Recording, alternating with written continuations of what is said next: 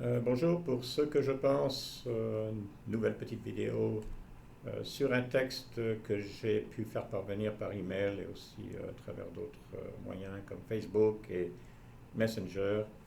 Euh, Aujourd'hui, j'aimerais parler du concept de créateur d'entreprise. Peut-être cela peut nous aider ou aider quelqu'un à réfléchir et à peut-être pouvoir avoir quelques idées. Alors, le créateur d'entreprise, la créatrice d'entreprise, c'est une personne un peu à part, du fait qu'ils conçoivent un projet et parviennent à le réaliser, on espère. Bon, bien sûr, il faut déjà avoir une idée, hein, il faut déjà avoir un projet. Cette idée peut être le fruit de l'intuition, cela peut arriver, de l'observation, de la méditation, de la réflexion, peut-être même aussi du calcul. Euh, Idéalement, ce projet doit être suffisamment original, évidemment, pour ne pas rencontrer trop de compétition. Mais ça dépend du marché, hein, du potentiel de ce marché. Il peut très bien y avoir beaucoup de compétition dans un marché et on peut très bien réussir tout de même. Il faut aussi ajouter que je pense que certaines activités, certaines entreprises euh, peuvent être intéressantes aux yeux de celui qui aimerait entreprendre, mais qu'en fait n'intéresse en fait personne finalement, parce qu'elle ne fait pas rêver, elle ne donne pas envie d'acheter quelque chose, de s'engager dans tel ou tel domaine. Euh, donc on se trompe si on pense aussi que les êtres humains ne sont intéressés que par ce qui est utile ou parce qu'ils ont besoin. Alors, souvent les gens pensent, ah bah, si les gens ont besoin d'un balai, bon, on va fabriquer des balais. Ou si les gens euh, ont besoin de pain, on va faire du pain. Bon, ça peut se comprendre. Mais très très souvent, l'entrepreneur est celui qui va réussir, c'est celui qui fait appel à l'imaginaire, mais aussi qui fait appel à l'émotion, qui a fait appel au rêve. Et bien souvent, le rêve, c'est plus important que la réalité qui nous entoure. Hein, c'est celui qui va commercialiser de la photographie ou qui va faire des films, l'écrivain, l'orateur, que sais-je.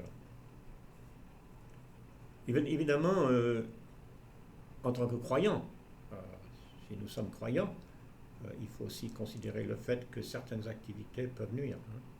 Elles peuvent encourager le vice ou l'exploitation d'autrui. Évidemment, là, il faut faire preuve de discernement.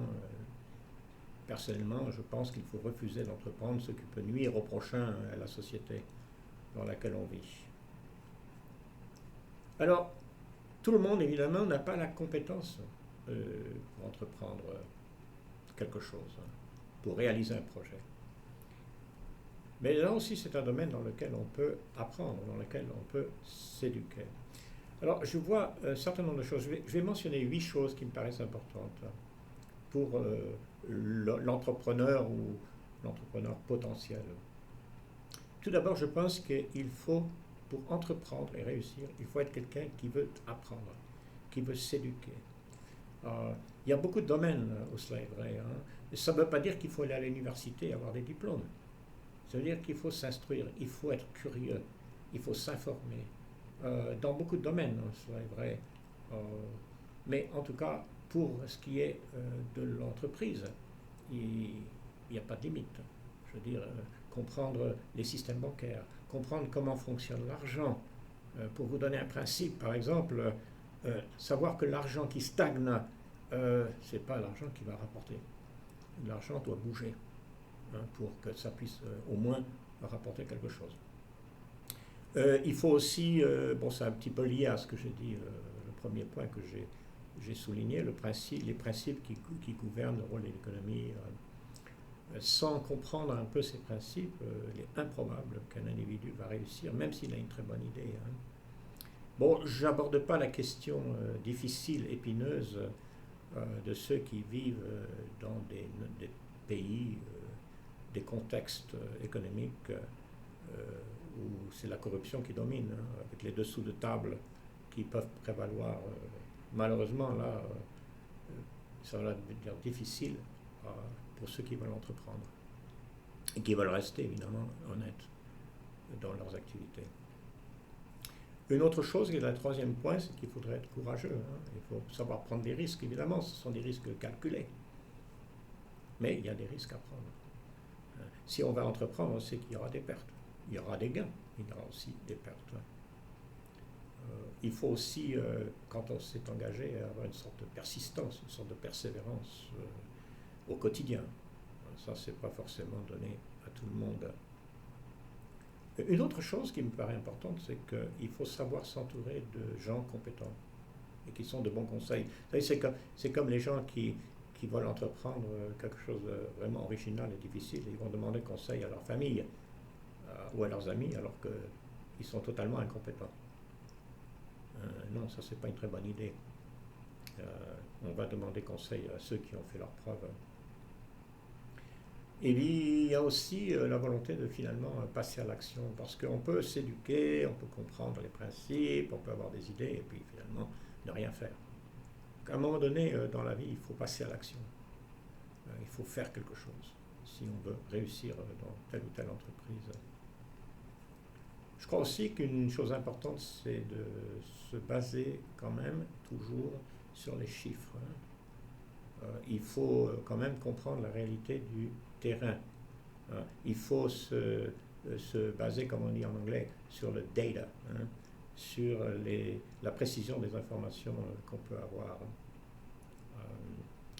Et dans ce domaine, d'ailleurs, il faut se mettre à l'écoute des gens compétents, soit lire des articles, ou même peut-être certains livres qui peuvent nous aider à comprendre comment mieux aborder tel ou tel domaine.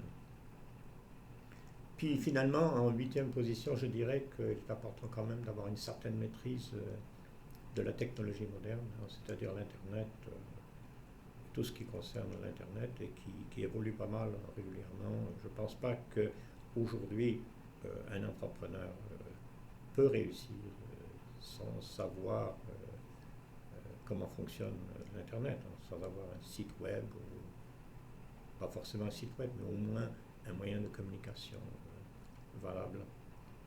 Voilà, alors chacun de ces éléments, c'est un petit peu un morceau du puzzle qui pourra permettre, on l'espère, la création d'une entreprise et la réussite personnelle. Eh bien, on aura l'occasion de parler de ce genre de choses un peu plus dans les semaines qui viennent. Donc, tenez-vous à l'écoute et contactez-moi si vous voulez en parler davantage. Et bon courage.